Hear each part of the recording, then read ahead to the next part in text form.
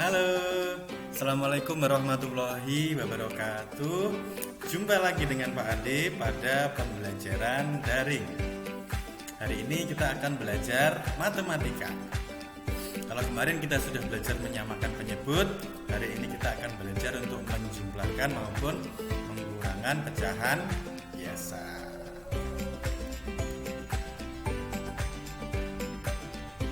Kita ingat-ingat kembali ya. Penjumlahan dan pengurangan pecahan bisa dilakukan jika penyebutnya sudah sama.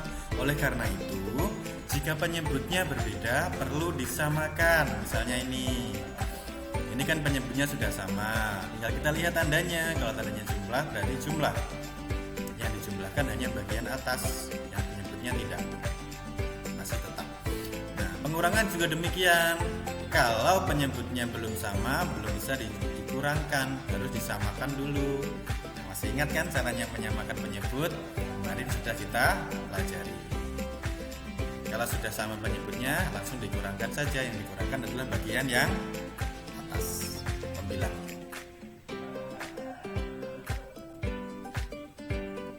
Nah, kita ingat kembali juga ini, jangan sampai lupa mana pembilang dan mana penyebut.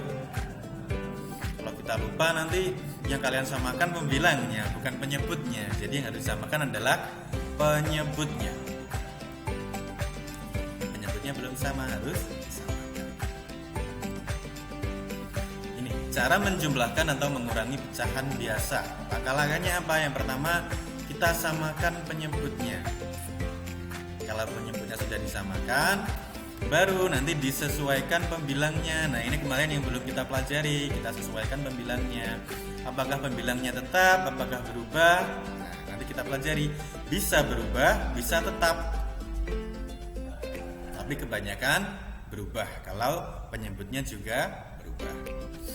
Nah, ini jika penyebutnya sudah sama, jumlahkan atau kurangi pembilangnya saja. Penyebutnya tetap seperti yang Pak Ali bilang tadi. Bagaimana lebih lengkapnya? Mari kita pelajari. Ini kita mulai dari penjumlahan.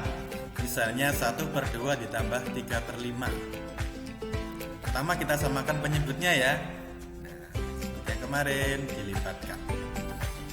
2 kelipatnya berapa? Sampai ketemu kelipatan yang sama, yaitu angka 10. Nah, ini sudah ketemu penyebut yang sama, yaitu 10. Nah, mengisi atasnya bagaimana ya Pak? Nah, karena yang bawah ini sama-sama berubah, yang 2 menjadi 10, yang 5 menjadi 10. Nah, yang atas juga pasti berubah. Bagaimana mencarinya? Ini cara yang pertama. Nah, penyebut dan pembilang harus dikalikan angka yang sama. Kalau 2 tadi kan supaya menjadi 10 dikalikan 5. Bagaimana kok tahu ini caranya? Kok bisa 5? Ini 2 tadi supaya bisa menjadi 10 kan ini dilipatkan sampai 5 kali. 1, 2, 3, 4, 5. Jadi yang 2 tadi dikalikan 5 supaya jadi 10. Kemudian yang 5, kalau bisa jadi 10 tadi dilipatkan berapa kali? Ini lihat 5. 1, 2 dilipatkan 2 kali. Ini dikalikan 2. Nah, karena penyebutnya dikalikan dengan angka tertentu, maka pembilangnya juga sama. Kalau penyebutnya yang bawah dikalikan 5, maka pembilangnya juga harus dikalikan 5. Nah, ini 1 dikalikan 5 jadinya 5. 2 dikalikan 5 jadinya 10. Ini sudah kita tahu. Nah, yang kedua yang 5. Karena yang 5 tadi supaya jadi 10 dikalikan 2, maka yang 3 juga harus dikalikan 2. Jadi antara pembilang dan penyebut dikalikan angka yang sama. 3 kali 2 sama dengan 6. Terakhir tinggal kita jumlahkan. 5 ditambah 6 sama dengan 11. Nah, bawahnya tetap karena sebagai penyebut tidak dijumlahkan. Kalau sudah sama tinggal kita tulis ulang. Jadi jawabannya berapa? 11/10. Itu cara yang mudah. Apakah ada cara yang lain? Ada, ini cara yang lain. Kita lihat. Kita pakai soal yang sama. Cara yang kedua, Pak Adib tidak bahas lagi caranya menyamakan penyebut ya, tadi sudah ya. Oke. kita cara yang kedua, yaitu membagi dan mengalihkan. Caranya bagaimana? Ya, ini yang Pak Adib kasih tanda biru karena kita cari pembilang dari ini penyebut yang 10, penyebut yang awal atau yang 1/2. Jadi caranya bagaimana? 10 dibagi 2 dikalikan 1. 10 dibagi 2 berapa? 5. 5 dikalikan 1 tetap 5. Jadi hasilnya di sini 5. Kemudian yang selanjutnya 10 dibagi 5 dikalikan 3. 10 dibagi 5 dikalikan 3. Hasilnya berapa? Nah, setelah itu bagaimana? Tinggal kita isikan. Nah, hasilnya dari yang kita hitung tadi 5/10 ditambah 6/10. Hasilnya berapa? Tinggal dijumlahkan seperti biasa, hanya dijumlahkan pembilangnya saja, yaitu 11/10. Sampai di sini bisa dipahami? Pak Adib pikir bisa dipahami, ini mudah kok. Pak Adib juga masih pakai angka yang kecil-kecil, angka yang sedikit.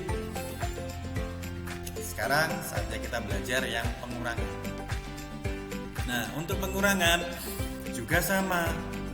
Langkah-langkahnya sama, hanya saja ini yang biasanya kalian lupa tandanya. Tandanya sudah kurang tapi masih kalian tambahkan. Nah, ini yang salah nanti. Nah, kita lipatkan lagi. 4 dan 3. Ketemu berapa? Ini ketemu 12. Jadi penyebutnya 12. Cara mencari pembilangnya juga sama.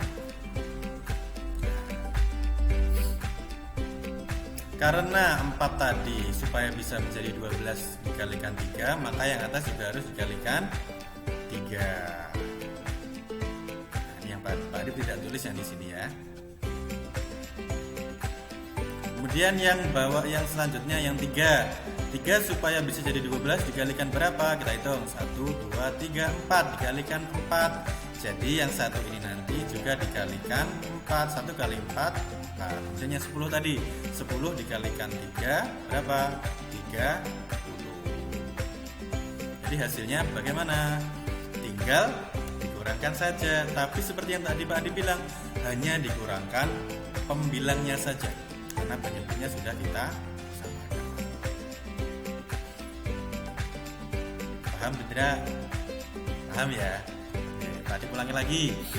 Karena penyebutnya 4 tadi supaya jadi 12 dikalikan 3, maka yang atas pembilangnya 10 juga harus dikalikan 3, hasilnya 30. Kemudian yang kedua, 3 tadi supaya jadi 12 kan dikalikan 4, maka yang satu ini yang atas juga harus dikalikan 4. Kalau sudah sama penyebutnya dan pembilangnya sudah ketemu, tinggal dikurangkan saja. 20 kurangi 4, jadi hasilnya 26/12. Untuk cara yang kedua juga sama ya, nanti kalian pelajari sesuai dengan yang tadi. Hanya saja yang perlu dicermati adalah tandanya. Kalau tandanya kurang juga nanti operasinya harus dikurangkan. Kalau tandanya tambah atau plus juga harus ditambahkan. Nah, ini yang kadang-kadang kurang teliti. Tandanya sudah kurang tapi masih dijumlahkan saja.